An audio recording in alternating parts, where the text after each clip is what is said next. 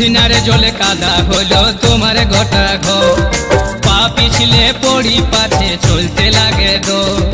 উঝনার জলে কাদা হলো তোমার গোটা ঘর, পা পিছলে পড়ি পাছে চলতে লাগে গো। তোমার ঘরের মাঝায় ও বেহান, তোমার ঘরের